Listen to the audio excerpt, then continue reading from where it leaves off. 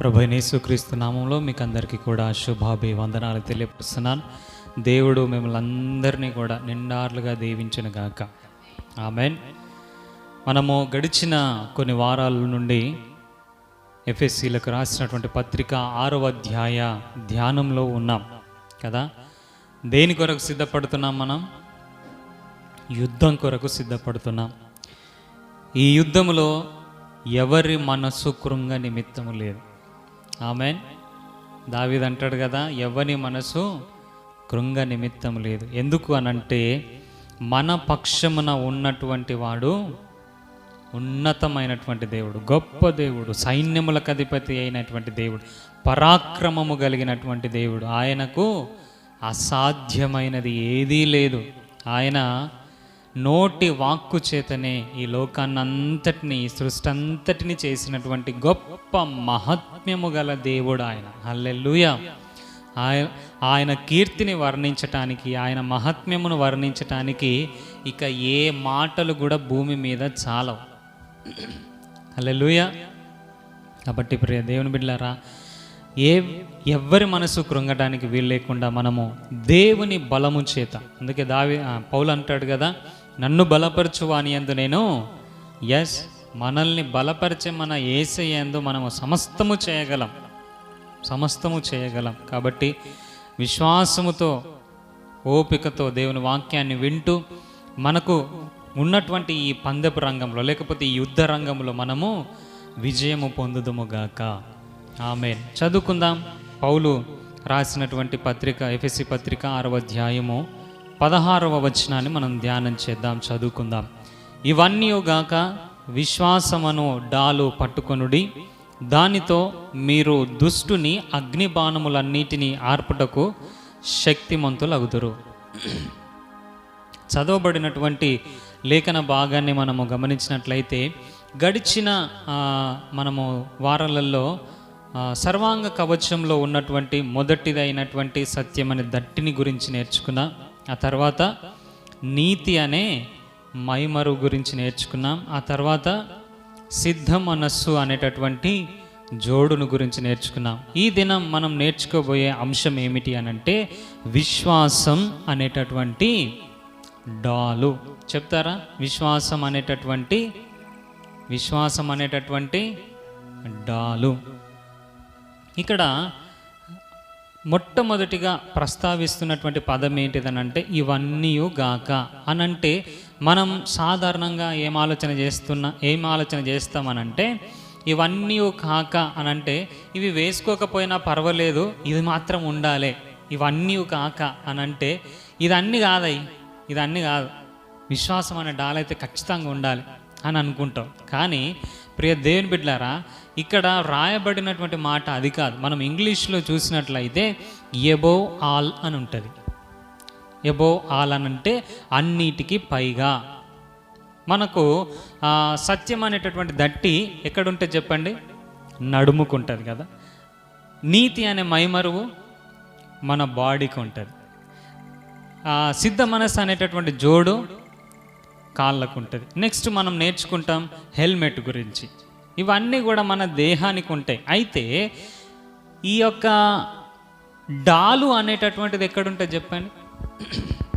మన చేతిలో ఉంటుంది. అంటే ఈ యొక్క నీతి అనే మైమరువుకు ముందు, ఈ యొక్క సత్యం అనే దట్టి కంటే ముందు, ఈ రక్షణ అనే శిరస్నానము కంటే ముందు, వీటన్నిటికంటే ముందుగా లేకపోతే వీటన్నిటికీ పైగా ఈ యొక్క డాలు మనము చేతిలో పట్టుకున్నప్పుడు ఈ డాలు ముందుంటుంది, వీటన్నిటికీ పైన ఉంటుంది, ఇవన్నీ కూడా వెనకాల ఉంటాయి. దాని యొక్క అర్థం అది. ఇవన్నీ కాక అనంటే ఎబోవ్ ఆల్ అని ఇంగ్లీష్లో రాయబడింది. తెలుగులో సరిగ్గా మేబీ తర్జుమా చేయలేకపోయారేమో.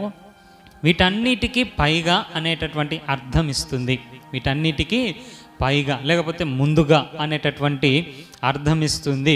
వీటన్నిటికీ ముందుగా ఏముండాలి చెప్పండి? డాలు అనేటటువంటిది ఉండాలి. ఈ డాలు అనగానే మనము చాలాసార్లు ఏం ఆలోచన చేస్తామనంటే ఒక చిన్న డాలును ఊహించుకుంటాం కదా, లేకపోతే చిన్నగా ఏదో మనము పిక్చర్స్లలో చూస్తాం కదా, అలాగా ఊహించుకుంటాం. కానీ ఇక్కడ పర్టికులర్గా మాట్లాడుతున్నటువంటి డాలు యొక్క సైజు ఎంత ఉంటుంది అనంటే మినిమం 4 feet ఉంటుంది. ఇంగ్లీష్లో లేకపోతే ఆదిమ భాషలో దీన్ని చూసినట్లయితే ఎ లార్జ్ 4 cornered షీల్డ్ అని రాయబడి ఉన్నది.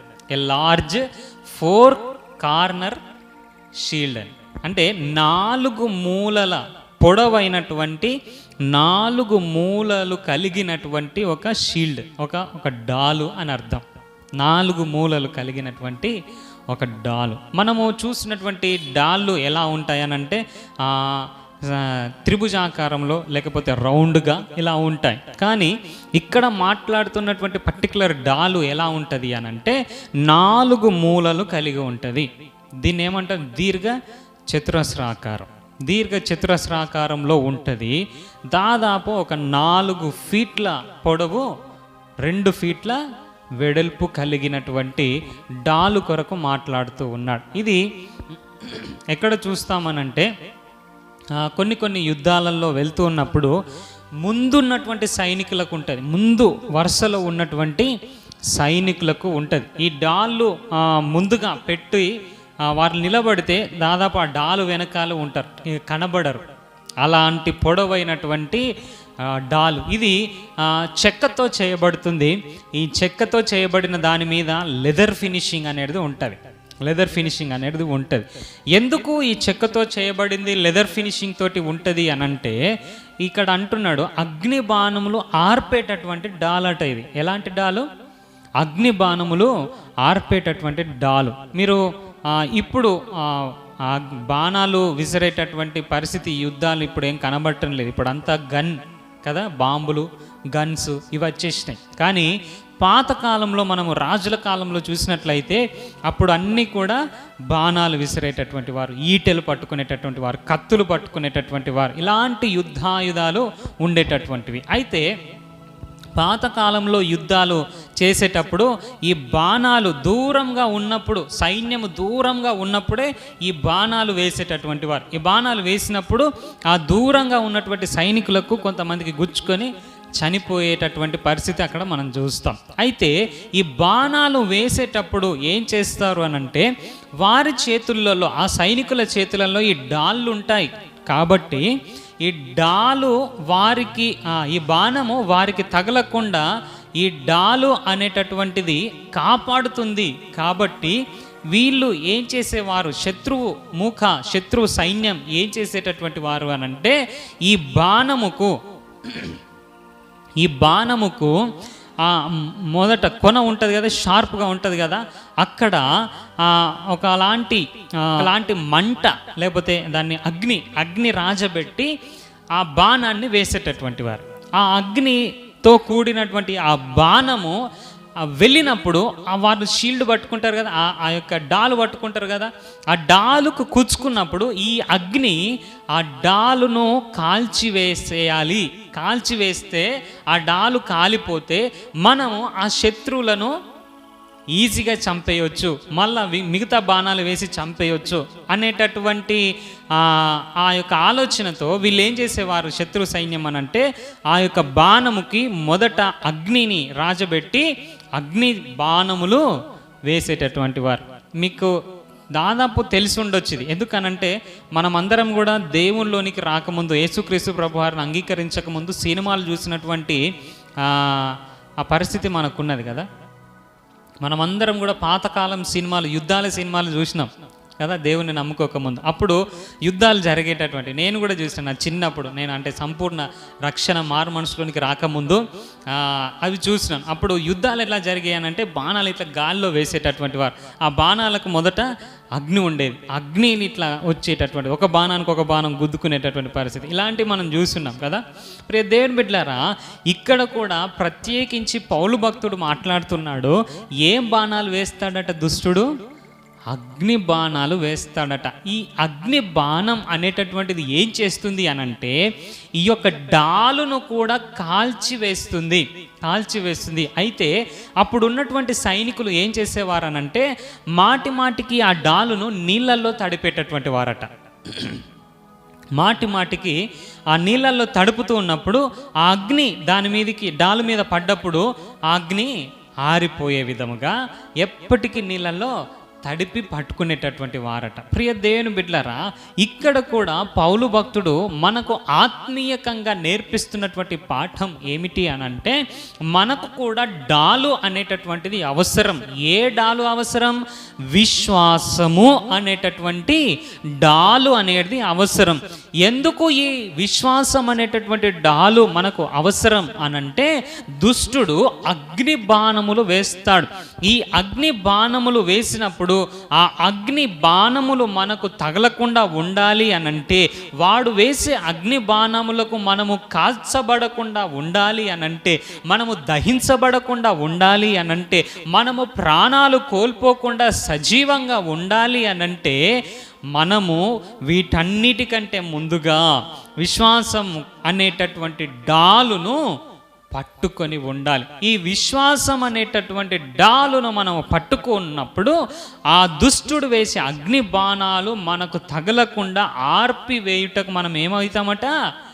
శక్తిమంతులమవుతామట. హల్లెలూయా.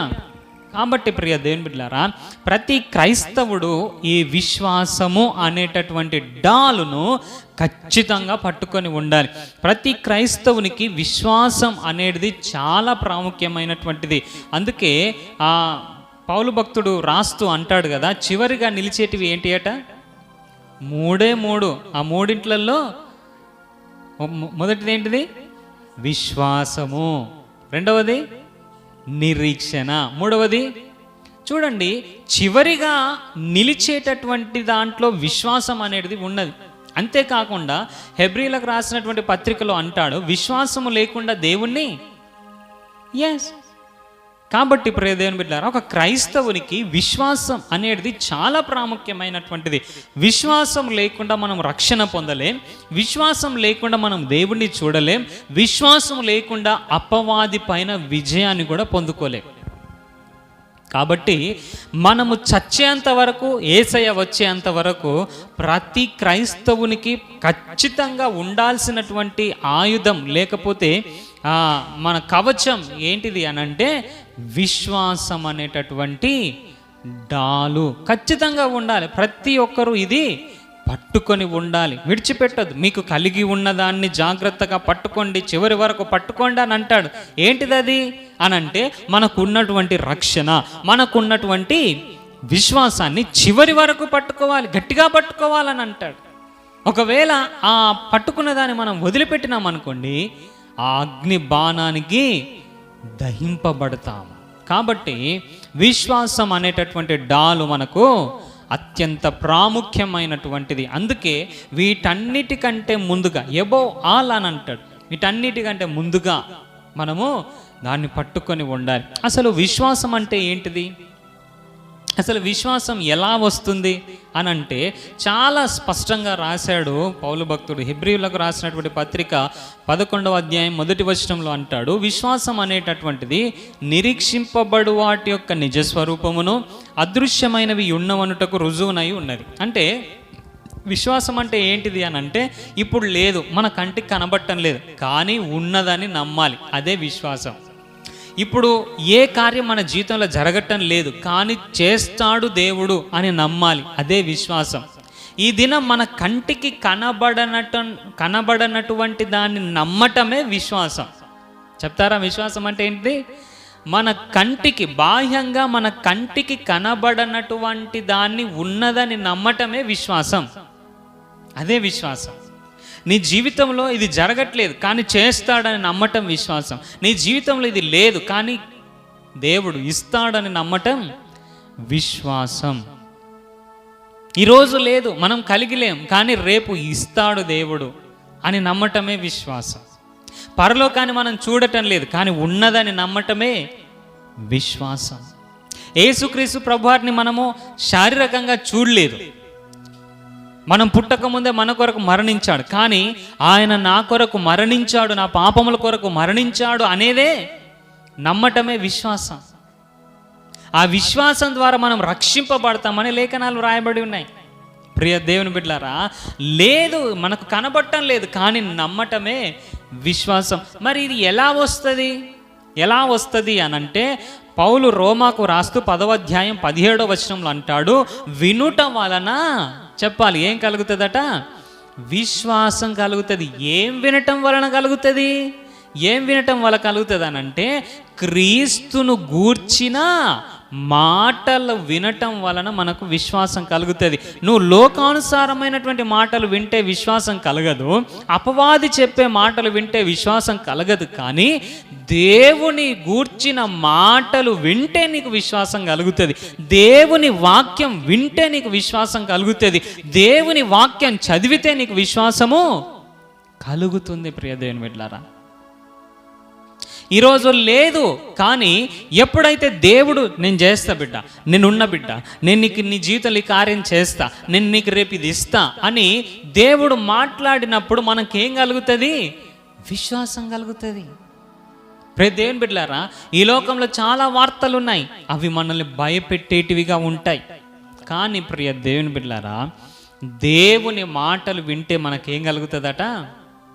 ఒక ఆయన తన కుమార్తె బాగలేదని యేసయ్య దగ్గరికి వచ్చిండట.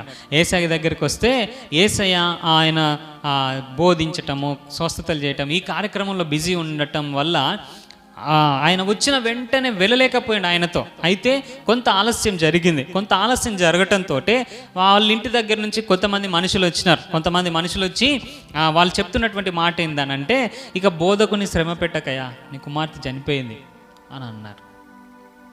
బోధకుని శ్రమ పెట్టక నీ కుమార్తె చనిపోయింది అని అంటే, అప్పుడు యేసయ్య అన్న మాట ఏంటో తెలుసా?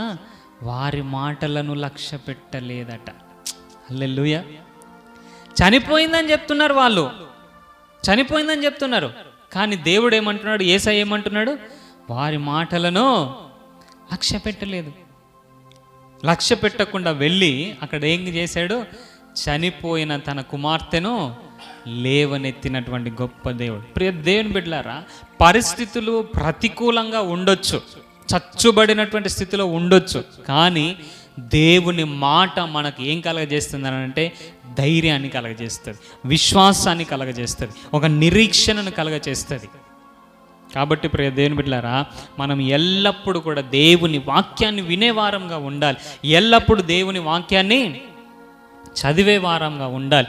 వాక్యం అనేది మనకు నిరీక్షణ, ఆదరణ, ఓదార్పు, విశ్వాసం కలగజేస్తుంది. కాబట్టి ఎల్లప్పుడూ కూడా మనం వాక్యం వినేవారముగా ఉండాలి. ఈ విశ్వాసం గురించి ఇలా చెప్పుకుంటూ వెళ్తే అనేక కోణాలలో మనం మాట్లాడవచ్చు. అబ్రహాము విశ్వాసం కొరకు, నోవాహు విశ్వాసం కొరకు, మోషే యొక్క తల్లి విశ్వాసం కొరకు, ఇలాగా ఎన్నో కోణాలలో విశ్వాసం కొరకు మనం మాట్లాడవచ్చు. ఆవగింజంత విశ్వాసం ఉన్నది కదా, చెట్లను, కంబలి చెట్లను పెకిలించే అంత విశ్వాసం ఉన్నది. ఇలాగా అనేక రకాల కోణాలలో మనము విశ్వాసం గురించి మాట్లాడవచ్చు. అయితే పర్టికులర్గా పౌలు భక్తుడు ఈ యుద్ధ రంగంలో దేని విశ్వాసం, అసలు దేని కొరకు మాట్లాడుతున్నాడు, ఏ విశ్వాసం కొరకు మాట్లాడుతున్నాడు అనంటే దుష్టుని అగ్ని బాణములు ఆర్పే విశ్వాసం కొరకు మాట్లాడుతున్నాడు. ఏ విశ్వాసం కొరకు? దుష్టుని యొక్క అగ్ని బాణములను ఆర్పే విశ్వాసం కొరకు మాట్లాడుతున్నాడు. అసలు దుష్టుని యొక్క అగ్ని బాణములు ఏంటివి చెప్పండి? దుష్టుని అగ్ని బాణములు ఏంటి? దుష్టుడు ఎలాంటి వాడని వాక్యం సెలవిస్తుంది? వాడు అబద్ధికుడట, వాడు నరహంతకుడట, వాడు కొండెములు చెప్పేటటువంటి వాడట, వాడు దొంగ. దొంగ ఏ మాటలు చెప్తాడు అని దొంగ మాటలే చెప్తాడు. అబద్ధికుడు ఏ మాటలు చెప్తాడు? అబద్ధాలే చెప్తాడు. వాడు అవ్వ దగ్గరికి వచ్చి ఏం చెప్పిండు? దేవుడు ఒకలాగా చెప్తే వీడు అబద్ధాలు చెప్పిండు. వాడు అబద్ధికుడు, వాడు దొంగ, వాడు నరహంతకుడు, వానిలో సత్యమే లేదని దేవుని వాక్యం సెలవిస్తుంది. కాబట్టి వీడు ఏం చేస్తాడనంటే ఎల్లప్పుడూ అబద్ధాలే చెప్తాడు, ఎల్లప్పుడూ దొంగ మాటలే చెప్తాడు, ఎల్లప్పుడూ మన నాశనాన్ని కోరుకుంటాడు వాడు. వీని యొక్క అగ్నిబాణములు ఎలా ఉంటాయి అనంటే మొదటిగా అపరాధ భావన అనేది మనకు కలగజేస్తాడు. వీని అగ్నిబాణములు ఎలా ఉంటాయి అనంటే మొదట అపరాధ భావన. అపరాధ భావన అంటే మనం యేసయ్యను నమ్ముకున్నాం, మొదట ఏదో తప్పులు చేశాం, ఆదాము పాపం ఉన్నది, మన వ్యక్తిగత పాపాలు ఉన్నాయి, వీటన్నిటిని బట్టి మనం ఒప్పుకున్నాం, బాప్తిస్మం తీసుకున్నాం, బల్లలో చేయి వేస్తున్నాం, మందిరానికి వస్తున్నాం, సత్యంగా బ్రతుకుతున్నాం, లేకపోతే ప్రార్థన చేస్తున్నాం, వాక్యంలో కొనసాగుతున్నాం, ఏదో భక్తి జీవితాన్ని మనం కొనసాగిస్తూ ఉన్నాం. అయితే ఇలా కొనసాగుతున్నటువంటి మన జీవితంలో వాడొక అబద్ధం లేకపోతే అపరాధ భావన కలుగజేస్తాడు. ఏమని? నిజంగా దేవుడు నీ పాపాలను క్షమించాడంటావా? నిజమా? హవ దగ్గరికి వచ్చి మాట్లాడింది అదే కదా. ఇది నిజమా? నువ్వు ఎంత పాపివి కదా, నువ్వు ఎంత దుర్మార్గుడివి కదా, నువ్వు ఎంత దుర్మార్గపు పనులు చేసినావు, నిజంగా నేను దేవుడు క్షమిస్తాడంటావా? నువ్వెన్ని అబద్ధాలు ఆడినావు, దేవుడు నిన్ను క్షమిస్తాడా? దేవుడు నిన్ను ప్రేమిస్తాడా? నువ్వెంత త్రాగుబోతువు, నువ్వెంత తిరుగుబోతువు, నువ్వెంత ఘోరమైన మాటలు మాట్లాడేటాడివి, నువ్వెంత మోసగాడివి, నిన్ను క్షమిస్తాడంటవా? దేవుడు క్షమిస్తాడా? ఎంత ఘోర పాపినైనా క్షమించగలిగే సమర్థుడు నా దేవుడు. హల్లెలూయా, హల్లెలూయా. ఎంత ఘోర పాపినైనా క్షమించే సిద్ధ మనస్సు కలిగినటువంటి దేవుడు మన దేవుడు. నీవు నీ పాపాలు ఒప్పుకున్నట్లయితే ఆయన నమ్మదగిన వాడు, నీతిమంతుడు గనక సమస్త దుర్నీతి నుంచి ఆయన విడిపిస్తాడు. నువ్వు ఏ రోజైతే నిజమైనటువంటి పశ్చాత్తాపముతో ఆయన పాదాలను పట్టుకొని క్షమించుమని అడిగినావో ఆ దినమే క్షమించాడు. ఆయన ఇంక అంటాడు, నీ పాపములను తన వీపు తట్టున వేసుకున్నాడట. దేవునికి వెనుక తిరిగి చూసే స్వభావము లేనేలేదు. అంటే నీ పాపాలను ఆయన మరలా జ్ఞాపకం చేసుకునేటటువంటి వాడు కాదు. కానీ మరలా నీ పాపాలను జ్ఞాపకం చేస్తున్నాడు అని అంటే అది అపవాది యొక్క అగ్నిబాణం. దేవుడు బిడ్డలారా, నువ్వు క్షమించబడ్డావు, నువ్వు నీతిమంతుడిగా తీర్చబడ్డావు, యేసయ్య రక్తంలో కడగబడ్డావు. కానీ నీలో ఒక అపరాధ భావన, క్షమించిండంటవా? నిజంగా క్షమించిండంటవా? నిజంగా పరలోకం పోతావంటవా? ఇది నిజమా? చూడండి ఎన్ని రకాల అపరాధ భావన. లేకపోతే ఏదైనా చిన్న మిస్టేక్లు మనం చేస్తాం, మానవులముగా సహజం. మనకు చిన్న అబద్ధాలు మాట్లాడడం, చిన్న మిస్టేక్లు చేయటం, వాటిని అధిగమించటానికే ప్రయత్నం చేస్తున్నాం. కానీ కొన్నిసార్లు మన ప్రయత్నంలో విఫలమవుతాం. విఫలమైనప్పుడు వచ్చి కూర్చుంటాడు, అయిపోయిందిగా, అబద్ధం ఆడినావా, చేయకూడని పని చేసినావా, కథం, నువ్వు నరకానికే, ఇక అయిపోయింది నీ పని అయిపోయిందిగా, దేవుడు నిన్ను క్షమించాడుగా, దేవుడు నిన్ను దగ్గర తీయడుగా, దేవునికి దూరం అయిపోయాడు, దేవుని మాట వినడు, దేవుని ప్రార్థన వినడు, అయిపోయింది, దేవునికి నీకున్న సంబంధం తొలగిపోయింది అని అంటాడు. దేవుని బిడ్డలారా, ప్రతి అపవాది యొక్క అగ్ని బాణం అనే అపరాధ భావన నుంచి ఈ దినం మనం విడిపించబడదాము గాక. హల్లెలూయా. మనకు ఎప్పుడైతే విశ్వాసం ఉంటుందో, నా దేవుడు నా పాపములను క్షమించటానికి ఆయన సిద్ధ మనసు కలిగినటువంటి దేవుడు అనే విశ్వాసం మనలో ఉంటుందో, లేకపోతే దేవుడు నేను క్షమించమని అడిగినప్పుడు క్షమించిండ అనేటటువంటి విశ్వాసం ఉంటుందో, వాడు వేసే అపరాధ భావనను జయించే వారంగా మనం ఉంటాం. హల్లెలూయా. వాడు అంటాడు, క్షమించిండా? ఎస్, క్షమించిండని చెప్పాలి. నేను క్రీస్తులో పవిత్రుణ్ణని చెప్పాలి, క్రీస్తులో నీతిమంతునని చెప్పాలి. మనం ఏదో గర్వంగా చెప్పుకోవటానికి కాదు, కానీ క్రీస్తు రక్తం ద్వారా మనం విమోచింపబడినటువంటి వారం, క్రీస్తు రక్తం ద్వారా మనము రక్షణలోనికి వచ్చినటువంటి వారం. కాబట్టి ఏ అపరాధ భావనకు మనలో చోటు ఇవ్వకూడదు ప్రియదేవుని బిడ్డలారా. అంతేకాకుండా వాడు ఇంకేం చేస్తాడనంటే, దేవుని వాక్యమునకు వ్యతిరేకమైనటువంటి మాటలు చెప్తాడు. దేవుడు ఒక మాట చెప్తాడు, వాడు ఇంకొక మాట చెప్తాడు. బిడ్డ, నీ జీవితంలో ఈ కార్యం చేస్తా అని దేవుడు చెప్తాడు, కానీ నీ బలహీనతలను చూపిస్తాడు. నీకు ఈ బలహీనత ఉన్నది కదా, నిజంగా నువ్వు అది పొందుకోగలుగుతావు అంటవా, నువ్వు సాధించగలుగుతావు అంటవా అని అంటాడు. నీకు ఈ బలహీనత ఉన్నది కదా, నువ్వు దీన్ని జయించగలుగుతావా, అధిగమించగలుగుతావా అని అంటాడు. కానీ ప్రియ దేవుని బిడ్డలారా, దేవుని మాటలు మనం విన్నట్లయితే మనకు ఏం కలుగుతుందట? విశ్వాసం కలుగుతుంది. ఆ విశ్వాసం ద్వారా ఎస్, నన్ను బలపరచు నా యేసయ్య యందు నేను సమస్తము చేయగలనని చెప్పగలగా. నన్ను బలపరిచిన వాడు అంటాడు, ఇది నువ్వు చేయగలుగుతావా, నువ్వు బలహీనుడివే కదా, నువ్వు శక్తిహీనుడివే కదా, నీకు ఇది లేదు కదా. పౌలు అన్నట్లనే అనాలి, నేను ఎప్పుడు బలహీనుడునో అప్పుడే బలవంతుడను. నన్ను బలపరిచిన యేసయ్య యందు నేను సమస్తము ఇంకా వాడు ఏం చేస్తాడనంటే మనల్ని కృంగదీసే మాటలు చెప్తూ ఉంటాడు, మనల్ని బలహీనపరిచే మాటలు చెప్తూ ఉంటాడు. ఎల్లప్పుడూ కూడా మన బలహీనతలు చూపించేవాడు ఎవడు అనంటే అపవాది. నీకు ఇది ఉన్నది, నీకు అది ఉన్నది, నువ్వు ఇలాంటి వాడివి, నువ్వు అలాంటి వాడు, ఇలాంటి అన్నీ చెప్పేదంతా కూడా అపవాది. మనల్ని బలహీనపరిచేది అపవాది, మన బలహీనతలను ఎత్తి చూపించేది అపవాది. మీరు చూడండి, ప్రధాన యాజకుడు అయినటువంటి యెహోషువ అక్కడ దూత ఎదుట నిలబడినప్పుడు వాడు ఏం చేస్తున్నాడు? ఫిర్యాది అయి నేరములు మోపుతున్నాడట. కానీ దూత ఏమంటున్నాడు? అగ్నిలో నుండి తీసిన కొరివిలాగా ఉన్నాడని. అబ్బా, హల్లెలూయా. ఈ దినం మన విషయంలో కూడా అపవాది అవే మాటలు చెప్తున్నప్పుడు దేవుడు మన విషయంలో చెప్తాడు, నా కొడుకు అగ్నిలో నుండి తీసిన కొరివిలాగా ఉన్నాడు. హల్లెలూయా. ఈ యొక్క ధైర్యం మనకు ఎప్పుడు వస్తుందనంటే విశ్వాసం అనేటటువంటి ఆ డాలును పట్టుకున్నప్పుడు వస్తుంది ప్రియ దేవుని బిడ్డలారా. కాబట్టి మనల్ని కృంగదీసే మాటలు, మనల్ని బలహీనపరిచే మాటలు, ఈ మాటలు చెప్పటానికి అపవాది మనుష్యులను కూడా వాడుకుంటాడు. ఒక ప్రాంతంలో ఒక మంచి దేహదారుఢ్యం, జిమ్ బాడీ కలిగినటువంటి మంచి హైట్ పర్సనాలిటీ కలిగినటువంటి వ్యక్తి ఉండేటటువంటి వాడట ఒక గ్రామంలో. అతన్ని చూసి అందరు భయపడేటటువంటి వారట. ఆయన అంటే అందరికీ భయమే. ఆయనను ఎదిరించి మాట్లాడేవాడు లేడు, ఆయన ఎదిరించి పోట్లాడేటటువంటి వాడు లేడు. ఆయన ఏదంటే అది. అలాంటి ఉన్నతమైనటువంటి దేహదారుఢ్యము, ఆ కరాటే, ఇవన్నీ తెలిసినటువంటి వ్యక్తి అట.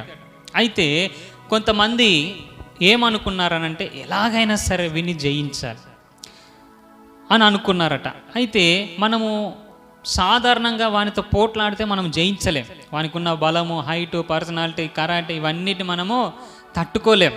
అయితే ఎట్లా జయించగలుగుతాం అని ఆలోచన చేసి ఒక పన్నాగం పన్నారట. ఏంటిది అదనంటే, ఒక 4 వ్యక్తులు ప్రతి దినము కూడా ఆయనతో మాట్లాడడానికి ఒక్కొక్క మాట సిద్ధపరచుకున్నారట. ఏంటిది ఆ మాట అనంటే, ఆ వ్యక్తి ఉదయం లేచి అలా గల్లీలో బయటికి వెళ్తూ ఉన్నప్పుడు ఆ వ్యక్తి ఎదురుపడి అన్నాడట, అన్నా ఏందన్నా ఆరోగ్యం బాగాలేదా? ఎట్లా కనబడుతున్నావు, అంత నీరసంగా కనబడుతున్నావు అని అంటే, ఆయన చూసుకొని అట్లాంటిది ఏం లేదురా, నేను మంచిగా ధైర్యంగా ఉన్నా, నేను మంచిగా బలంగా ఉన్నా, నాకు ఎలాంటి అనారోగ్యం లేదు, నేను మంచిగా అని అన్నాడట. కానీ ఆ వ్యక్తి అంటున్నాడట, లేదన్నా ఏదో కనబడుతుంది, ఏదో తేడా కొడుతుందన్న నీ దేహంలో, నీ మొహంలో ఏదో తేడా కొడుతుంది, ఏదో ఉన్నదన్న నీ దేహంలో అని వెళ్ళిపోయిందట. ఈ వ్యక్తి 4 అడుగులు వేసి ఆలోచన చేసిందట, నిజంగానే నాలో ఏం కనబడుతుంది అనుకొని సరేలే అనుకొని ముందుకు వెళ్ళాడట. ముందుకు వెళ్ళగానే ఇంక కొంత దూరం వెళ్ళిన తర్వాత మరొక వ్యక్తి కనబడ్డాడట. వాడు కూడా సేమ్ డైలాగ్, అన్నా నమస్తే అన్న, నిన్న మొన్న మంచిగా ఉన్నావు, ఇలా ఏమైందన్నా, నీ ముఖంలో ఏదో కల తప్పినట్టు అనిపిస్తుంది, నీ మొహంలో ఏదో బలహీనత కనబడుతుంది, ఏదో ఉన్నదన్నా, ఏదో ఉన్నది అని ఈ విధంగా 4 వ్యక్తులు కూడా ఆయన వెళ్తున్నటువంటి ఆ యొక్క ప్రయాణంలో 4 వ్యక్తులు తారాసపడి ఇదే విధంగా మాట్లాడారట. అయితే ఈయన ఆలోచనలో పడ్డాడు. ఒక్కడు మాట్లాడిండనంటే అది వాని డిఫెక్ట్ అయి ఉంటుంది, వాని కళ్ళ డిఫెక్ట్ అయి ఉంటుంది. కానీ 4 కూడా అదే మాట చెప్పిర్రు కదా అంటే నాలోనే ఏదో డిఫెక్ట్ ఉండి ఉంటుంది అని అనుకున్నాడట. రాత్రి పోయి పడుకున్నాడు, అదే ఆలోచనతో పడుకున్నాడు. ఏమైంది నాకు, నేను ఎందుకు ఇలా ఉన్నాను అని అలాగే పడుకున్నాడట. మళ్ళీ తెల్లారింది. 2వ రోజు కూడా సేమ్ సిచ్యువేషన్. మళ్ళీ 4 తారసపడ్డారు. 4 కూడా అదే పని, అన్నా నిన్న చూసినందుకంటే ఇంకా ఈరోజు నీ ముఖం వికారంగా కనబడుతుంది, బలహీనంగా కనబడుతుంది, ఏదో అయిందన్నా, నువ్వు అర్జెంటుగా చెకప్ చేసుకోవాలి, డాక్టర్ చెకప్ చేసుకోవాలి.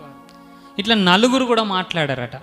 ఈ విధంగా ఒక వారం 10 రోజుల వరకు కూడా అన్న నిన్నున్న దానికంటే ఇంకా ఘోరంగా ఉన్నావు అని అంటే ప్రతి దినం కూడా ఈయన ఆలోచన చేస్తున్నాడట, అరే నిజంగానే నాలో ఏమైంది అనేటటువంటి ఆ యొక్క భావన ఈ 10 రోజులలో ఏం చేసిందనంటే నిజంగానే ఆయన చిక్కిపోయేటట్లుగా చేసిందట. తినటం మానేశాడు, ఆలోచనలో పడ్డాడు, టెన్షన్ ఎక్కువైపోయింది, ఏమైందో అన్న ఆలోచన. ఈ విధంగా 1 రోజులు కూడా అలా ఆలోచించి చిక్కిపోయి బలహీన పడిపోయాడట. ప్రియ దేవుని బిడ్డలారా, అపవాది కూడా ఏం చేస్తాడు అని అంటే మనల్ని కృంగదీసే మాటలు మనలో ఉండదు కానీ ఉన్నదని చెప్తాడు. భ్రమపరిచే ఆత్మ అని అంటాం దీన్ని. ఏమంటారు? భ్రమపరిచే ఆత్మ. మనకు బలహీనపరిచే మాటలు. మనుషులను వాడుకుంటాడు మనల్ని బలహీనపరచటానికి మనుషులను కూడా వాడుకుంటాడు. అన్నా నిన్న ఎట్లనో ఉన్నావు కానీ ఈరోజు ఎట్లనో ఉన్నావు అన్నా, నిన్న మంచిగా ఉండే, ఈరోజు ఏమైంది? మనకు అయిపోతుంది టెన్షన్గా. ప్రియ దేవుని బిడ్డలారా, మనలో గనక విశ్వాసం అనేటటువంటిది ఉంటే మనం ఎలా ఉంటామట? ధైర్యంగా ఉంటాం. ఏదియో నీకు ఎంత మాత్రమో హాని చెయ్యదు అనేటటువంటి దేవుని వాగ్దానం ఉన్నది. కాబట్టి ఎల్లప్పుడూ కూడా మనం ఏం చేయాలి అని అంటే దేవుని వాక్యాన్ని వింటూ దేవుని వాక్యాన్ని ధ్యానిస్తూ ఉన్నప్పుడు మనలో విశ్వాసం కలుగుతుంది. అపవాది అగ్నిబాణాలు వేస్తాడు, అపవాది కృంగదీస్తాడు, అపవాది అపరాధ భావన చేస్తాడు. కానీ మన దగ్గర విశ్వాసం అనేటటువంటి డాలు ఉన్నట్లయితే వాటన్నిటిని కూడా ఆర్పివేస్తాం. దేవుడు నన్ను క్షమించింది అని చెప్తాం. లేదు నేను బలవంతుని అని చెప్తాం. లేదు నేను దేవునిలో అన్ని చేయగలుగుతానని చెప్తాం.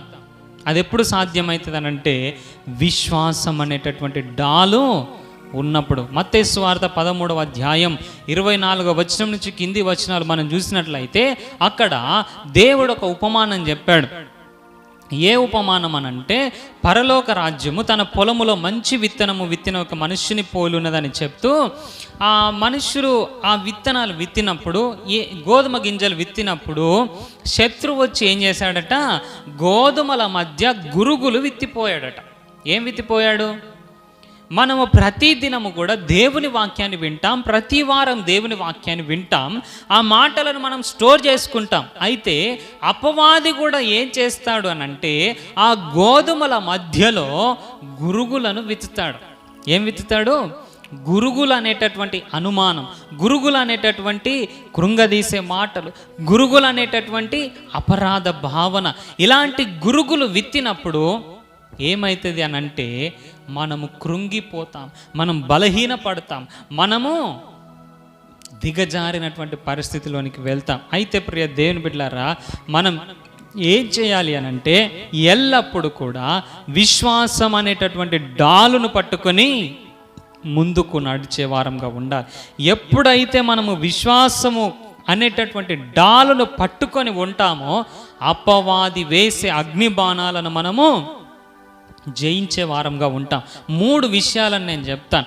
మొట్టమొదటిగా మనం ఏం చేయాలనంటే మొట్టమొదటిగా మనం దేవుని కృప పైన ఆధారపడాలి. ఈ విశ్వాసం అనే డాలు పట్టుకొని అపవాదిని జయించాలి అనంటే మనము దేవుని యొక్క కృప పైన ఆధారపడాలి.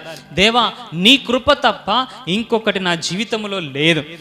నేను క్షమించబడ్డాను అనంటే, నేను క్షమించబడాలి అనంటే నీ కృప తప్ప వేరొకటి లేదు అనేటటువంటి విషయం మనము ఖచ్చితంగా తెలుసుకొని ప్రతి క్షణము కూడా ఆయన కృప మీద ఆధారపడాలి. ఎల్లప్పుడూ ఆయన కృప మీద ఆధారపడినటువంటి వారంగా ఉండాలి. ప్రతి విషయంలో అపవాది ఎన్ని అగ్నిబాణములైనా వేయనీయండి, మనం ఏం చేయాలనంటే దేవుని కృప మీద ఆధారపడాలి. మనకు కలుగుతున్న ప్రతి బలహీనతను బట్టి దేవుని కృప మీద ఆధారపడాలి.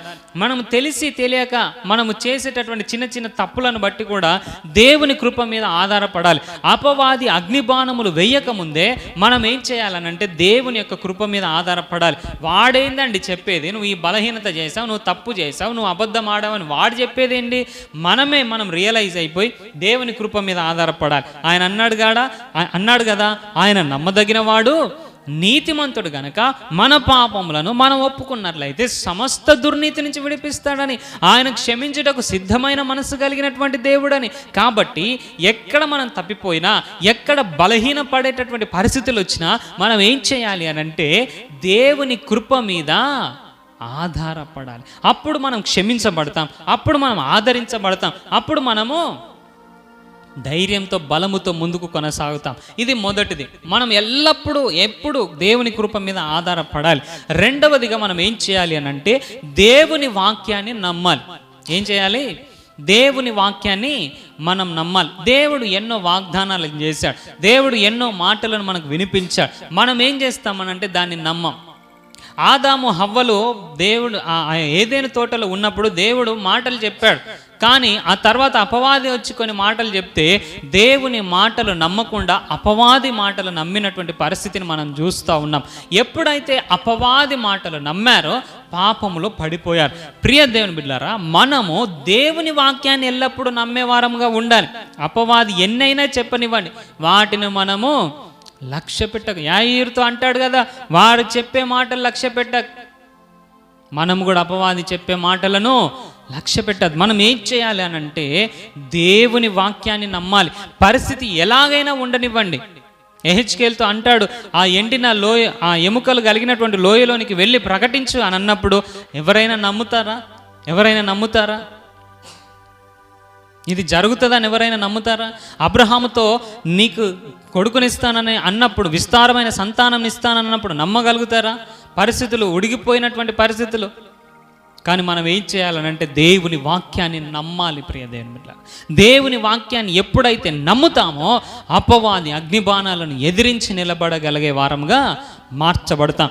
మూడవదిగా మనము దేవుని వాక్యాన్ని మాట్లాడాలి. ఏం చేయాలి? దేవుని యొక్క వాక్యాన్ని మాట్లాడాలి. మన బలహీన పరిస్థితుల్లో, మన యొక్క ప్రతికూల పరిస్థితులలో ఎప్పుడైతే దేవుని వాక్యాన్ని నోరారా పలుకుతామో, ప్రకటిస్తామో, దేవుని యొక్క అద్భుతమైనటువంటి విశేష కృపను, ఆ యొక్క బలమైనటువంటి కార్యాలను మనము చూస్తాం. అక్కడికి వెళ్ళు, ప్రకటించు, ఆ ఎండిన ఎముకలతో ప్రకటించమన్నప్పుడు ఎహెచ్కేలు వెళ్ళి ప్రకటించాడు. ఎండిన ఎముకలు కలిగినటువంటి లోయలో వెళ్ళి ప్రకటించినప్పుడు చాలామంది వెంటిలేటర్లో ఉన్నప్పుడే డాక్టర్ చెప్తారు, ఇక నో ఛాన్స్, నో హోప్ అని. అలాంటిది ఎండిపోయిన ఎముకలకు జీవం వస్తుందని ఎవరైనా నమ్మగలుగుతారా? మన దేవుడు ఎండిన ఎముకలకు కూడా జీవముని ఇవ్వగలిగినటువంటి సమర్థుడైనటువంటి దేవుడు. హల్లెలూయా, హల్లెలూయా. కాబట్టి ప్రియ దేవుని బిడ్డలారా, మన ప్రతికూల పరిస్థితులలో మనం ఎల్లప్పుడూ ఏం చేయాలి అని అంటే వాక్యాన్ని ప్రకటించాలి. వాక్యాన్ని ప్రకటించినప్పుడు దేవుడు అక్కడ జీవాన్ని చేస్తాడు, జీవాన్ని ఉద్భవింపచేస్తాడు. ఎండిన ఎముకలే కావచ్చు, ఎండిన పరిస్థితులే కావచ్చు, బలహీనమైనటువంటి పరిస్థితులే కావచ్చు, ప్రతికూలమైనటువంటి పరిస్థితులే కావచ్చు, వాక్యాన్ని ప్రకటించినప్పుడు జీవాన్ని చూస్తాం. కాబట్టి ప్రియ దేవుని బిడ్డలారా, 3 విషయాలు. మొదటిగా దేవుని కృప మీద ఆధారపడాలి. కృప ఉన్నదని మర్చిపోవద్దు. కృప ఉన్నదని పాపం చేయొద్దు. తెలియక లేకపోతే ఏదో మిస్టేక్గా ఉంటే అపరాధ భావనతో కృంగిపోవద్దు. కానీ కృప ఉన్నది అని మనము జ్ఞాపకం చేసుకుని ఆయన కృప మీద ఆధారపడాలి. కృప ఉన్నది కదా అని మనము విచ్చలవిడిగా తిరగటానికి వీల్లేదని అంటాడు. అదేవిధంగా దేవుని వాక్యాన్ని మనము నమ్మాలి. అపవాది చెప్పేవి ఏవి నమ్మడానికి వీల్లేదు. ఎందుకు? వాడు అబద్ధికుడు, వాడు మోసగాడు, వాడు హంతకుడు, వాడు అబద్ధాలే చెప్తాడు, మోసమే చేస్తాడు. కాబట్టి మనం ఎవరిని నమ్మాలి? దేవుని వాక్యాన్ని నమ్మాలి. మూడవదిగా దేవుని వాక్యాన్ని మనము ప్రకటించాలి. సామెతల గ్రంథం 30వ అధ్యాయం 5వ వచనంలో అంటాడు, దేవుని మాటలన్నీ పుటము వేయబడినవే, ఆయనను ఆశ్రయించు వారికి ఆయన కేడెమని అంటాడు. హల్లెలూయా. ఎంత ఉన్నతమైనటువంటి మాట కదా. దేవుని మాటలన్నీ ఎలాంటి అట? దొంగ మాటలు కాదు, అవన్నీ కూడా పుటము వేయబడినవి. కాబట్టి ఆయనను ఎవరైతే ఆశ్రయిస్తారో, ఆయన మాటలను ఎవరైతే ఆశ్రయిస్తారో, ఆయన ఎలా ఉంటాడట? కేడెముగా ఉంటాడట. హల్లెలూయా. ఆ కేడెమును దాటుకొని ఏ దుష్టుని అగ్ని బాణం నీ దరికి రాదు. హల్లెలూయా. కాబట్టి ప్రియ దేవుని బిడ్డలారా, దేవుని కృప మీద ఆధారపడుతూ దేవుని వాక్యాన్ని నమ్మి దేవుని వాక్యాన్ని ప్రకటించినప్పుడు ఆ విశ్వాసం అనే డాలు పట్టుకొని మనం అపవాదిని ఎదిరించినప్పుడు వాని అగ్ని బాణములు మనం దరికి రాకుండా మనము నిలబడగలుగుతాం. ఆర్పివేయుటకు శక్తిమంతులం అవుతాం. ఈ యుద్ధంలో మనము విజయాన్ని పొందుకుంటాం. కాబట్టి ఏ అపరాధ భావనను బట్టి కావచ్చు, ఏ కృంగదీసే మాటలను బట్టి కావచ్చు, ఏదైనా మనము కృంగ నిమిత్తము లేదు. ఫిలిస్తీయుడైనటువంటి గొల్యాతు ఏం చేశాడట? ఎన్నో మాటలు పలుకుతున్నప్పుడు ఇశ్రాయేలీలందరూ భయపడ్డారు, కానీ దావీదు భయపడలేదు. ఎందుకు? ఈయనకొక నిరీక్షణ ఉన్నది, ఈయనకొక విశ్వాసం ఉన్నది. ఏంటిదా విశ్వాసం?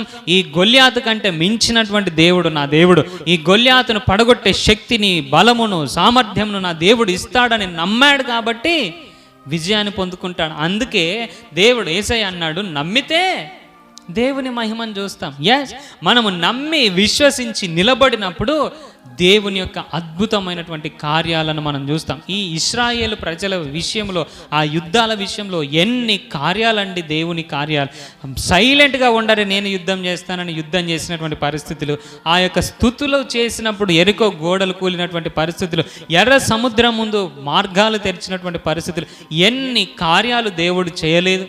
ఆయనను ఆశ్రయించే వారికి ఆయన కేడమై ఉన్నాడు. కాబట్టి ఆ విశ్వాసం అనేటటువంటి డాలును పట్టుకుందాం.